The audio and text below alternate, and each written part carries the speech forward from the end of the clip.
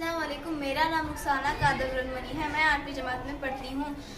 हमारे स्कूल का नाम जिला परिषद उर्दू स्कूल मांगड़ेवाड़ी है। आज हम आपके सामने इस्तकबालिया गीत पेश करने जा रहे हैं।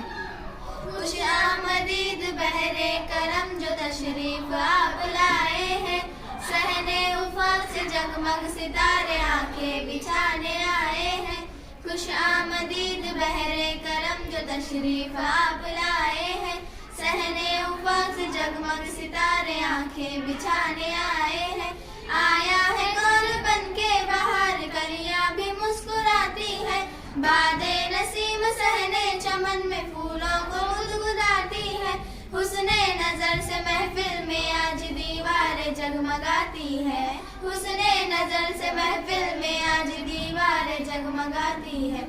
अर्जो समा से आली बकार खुशियाँ समेट लाए हैं, खुश आमदीद बहरे करम जो तशरीफ आप लाए हैं, सहने उफक से जगमग सितारे आंखें बिछाने आए हैं। कितनी खुशी से सारे चमन में ठिला के रक्स करती है, बुलबुल सुना के नगमे खुशी के गुंजों को मस्त करती है। सोला सिंगार करके फलक पे रंगे शफक बिखरती है, सोला सिंगार करके फलक पे रंगे शफक बिखरती है।